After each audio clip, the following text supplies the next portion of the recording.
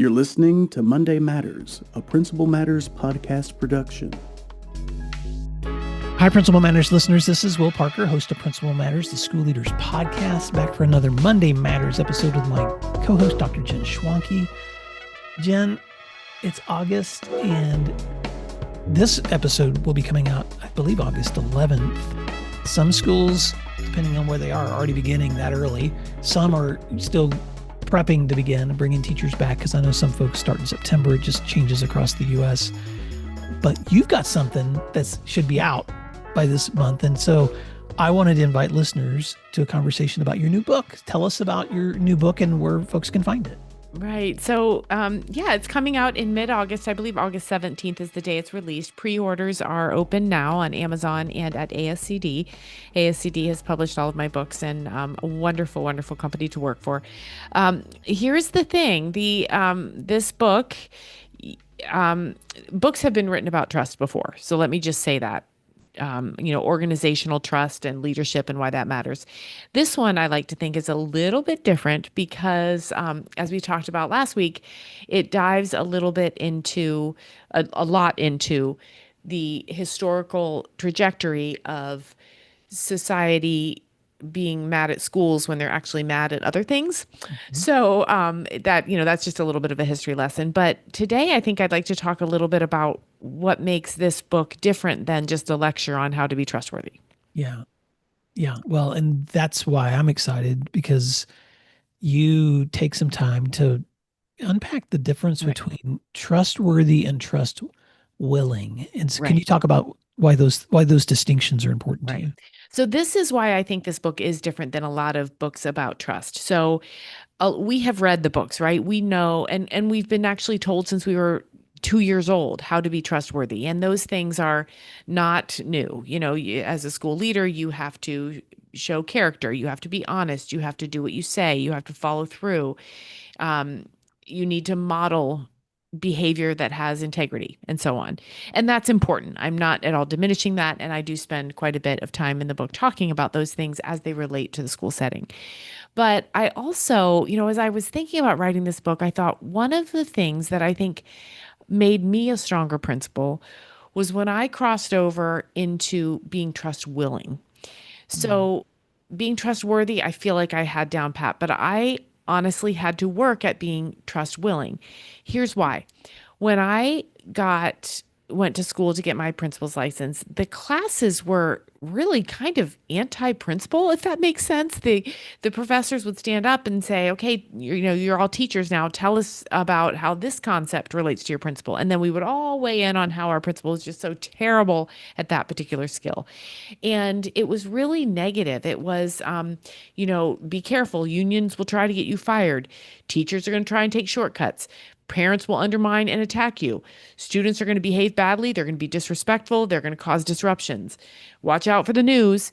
And so, first of all, I can't believe any of us wanted to do the job after that kind of a presentation. But it got me thinking about how if we go in with that mindset of us versus them, that's exactly what we're going to get. Instead, we have to truly believe in our guts that this is a team and collective efficacy does matter, and be willing to trust the other people in this community, this school community, to do what they need to do. So how does that look in practice?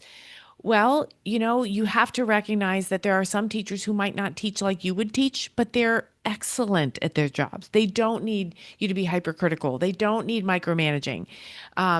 Share that leadership. Go down the hall to a teacher and say, you know what, here's something that I really think that we could do. And I think you'd be so awesome to have on this team to brainstorm about it. So it lightens the load. It enhances that circle of trust. It lets others lead and feel valued. It elevates teacher voices. This is true also for parents. We have to be willing to trust them that they're doing the best they can, regardless of what that looks like.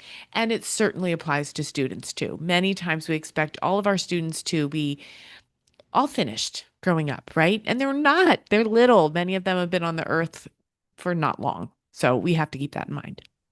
It feels weird to say this out loud, Jen, but I'm just gonna I'm gonna repeat the power of what I just heard in those words, which is most of our lives we're taught the importance of being trustworthy. In other words, you can Hmm. rely on me. I'm going to do what I say. I have Yep. integrity. But there is something equally powerful when you extend that trust towards others, not being naive, Hmm. not being gullible, not being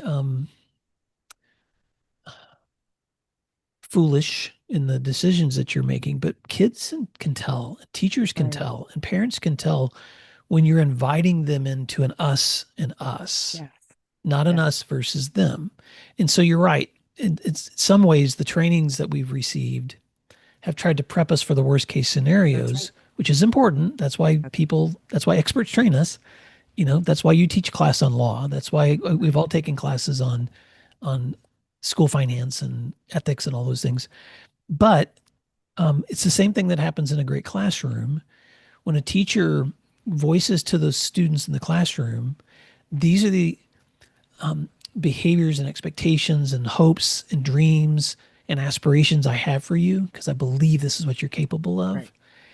Students tend to rise to that expectation versus these are the no's and the don'ts that I need to make sure I communicate to you. And so you begin this book first with that historical look that we talked about last week. So go back, Principal Matters, if you didn't listen to last week's Monday Matters. But now you step into this part of the book by asking people, let's think about your mindset. How are you inviting trust into the Right. relationships that you have with your students and with your teachers and in your own behaviors? Right. I'm teaching my youngest to drive. And from the beginning, I have said to her, "You've got this. I mean, I'm going to tell you to stop it if you're about to run into somebody else's car, but you've got this. You are smart. You have taken the classes. You have, driven around the parking lot. You've got this." And I can physically see her sit up straighter when I remind her of that. And and now I say that because it's true with teachers too. If you say to a teacher, "Hey, you've got this. I know you are going to get those kids ready for that AP test like nobody else is." Or, "Listen, you're welcoming 24 new kindergartners next week. There is nobody I would rather have teaching our 5-year-olds than you." And the same with students too. I have complete faith in you. You've got this. And parents as well. Now, I don't want to sound like a Pollyanna. I know that it's hard. I know there are times that we actually should not put trust in certain people in certain situations, 100%. But many times I think we start with the no rather than start with the yes. Mm. Okay, Jen, let me play. Um, I don't want to call it the devil's advocate. I just want to put myself into the role of someone who may be listening who wants honest feedback from you. So let me play that role for a minute.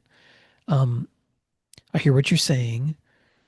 Man, I've been burned a lot Hmm. by either colleagues or my former principals or the way parents have treated me. How can I change how can I Hmm. be trustworthy? How can I be trust willing without getting so burned? Right. Well, that answer would depend on all the factors that come with it. But here's what my instinct says. You say that. You say, "Listen, parent, I've been burned on this before. Do you think that we can do this together? Because I don't want to get burned again. I want to put the structures in place so that we both come out of this ahead." Mhm. Repeat that with a teacher or a student. To say to a student, "Listen, this is the third time this month you've been down here in the office. I want to be able to trust that this isn't going to happen again. I want to be trust willing, but I've been burned. So what can we do differently? What can be put in place so you're not down here next week and we're having this exact same conversation?" And repeat that with teachers too. So let's say you have a teacher who, no matter how many reminders you send, they cannot get their grades in on time. So you might say to that teacher, "All right, I've been burned now 5 times on this. What can we do so that I'm not coming down here at the end of the grading period and, having the same conversation? I want to trust you. I'm willing to trust you in spite of all the evidence to the contrary. Help me help you." No, I love that. And you don't leave readers without resources, Jen. And this is such a beautiful chapter because you take the opportunity to just unpack every one of those categories. All right, let's unpack it. Yep. What are some very practical things you can do when it comes to working with teachers and trusting them and building their own leadership capacity? You do the same thing with parents. You do the same thing with students. What are some other examples you want to give as we're wrapping up of some things that people can keep in mind to Well, be yeah, trustworthy? you're right. I do talk about teachers and parents and students, and for each one, I have kind of three buckets. Well, you talk about buckets a lot. I love it. Three buckets where that trust can live. And the first is to let others lead, and that applies to teachers, parents, and students. Just as an example, well, wait, let me finish. So let them lead, elevate their voices, and give them chances. Don't write anybody off right away. But when I think about letting others lead, I talk all the time about letting teachers lead, but I also think that's very true with parents and students. I talk in the book about meeting a football coach. He was my son's football coach, and it was unbelievable. He rarely spoke. On the field, he did. He coached his guts out, but on parent nights, on team meals, on award nights, on senior dinners, he did not speak because his athletes did. He let them do that. And, I think if we're always grabbing for the microphone because we think we're the only ones that can say it right, do it right, get the message across, we're not being trust willing. And then what that does is it makes the people that we want to help us lead, it makes them mute. And no one likes to be muted. Yep. Oh, that's so beautiful. So I know we need to wrap this up, Jen, because you and I have time constraints on our recording time. Well, we have other things to do for Principal Matters. That's all. We do. But I just want to say this, those three categories you take time to unpack with so many really practical examples of how do you let others lead when it comes to teachers and students and parents and the people how do you elevate their voices and how do you give them chances? So I'm just telling you, you need to pick up a copy of Jen's new book if you haven't already. Well, you can listen into these conversations and we're going to summarize. But this is such a great resource, Jen. And I know people that may want to do this as a book study, or they may want you to come in and lead some of this with their staff. So how can folks get a hold of you if that's something they want to do? Yep, absolutely. You can go to my website at jenschwanke.com. There's a link to my newsletter there, and also a way you can send an email to me or directly to me, jen@jenschwanke.com. So thank you. Well, you've been very kind about this book. So now tell them how they can find you. Well, you can find me and all of my resources, including this podcast, at williamdparker.com. And of course, Jen and I both love to be with schools and do team trainings and keynotes and all that stuff that we do. But it all started, Jen, with us with these conversations of inviting people into podcasts, and both of us love to write. And so, man, the problem with my friendship with you is this is your fifth book and I've done 4. So now I have to do 5. Right. You do. So I can keep trying to chase Dr. Schwanke. Well, yeah, I think I may have said everything I need to say. So this might be it, but, don't chase me. Your books are amazing. That's the best thing about a book is I usually wait until I've got something else to say. Yes, that's right. That's right. We'll get there. Well, Principal Matters listeners, thank you. We would love to hear what you have to say. So if you've got comments, questions, things you would like for Jen or me to chew on for the show, or if you want to reach out to us, you can always find me at my website at williamdparker.com or email me at will@williamdparker.com. And Jen, how can they email you? Yep, they can find me at jen@jenschwanke.com. All right, friends, until next time, thanks for doing what matters, and we'll talk to you soon. Thank you for listening to today's episode of Principal Matters, the School Leaders Podcast. If you enjoyed the show, would you take a moment and like, share, subscribe, or leave us a review? In fact, if you share it out with a friend, even more people can become a part of these conversations. Sign up for our newsletter at williamdparker.com for even more free resources. And don't forget to check out our website to learn more about our books, professional development offerings, Grow Academies, masterminds, executive coaching, and keynote presentations. Wow, let's keep learning together. And thank you for doing what matters. Monday Matters.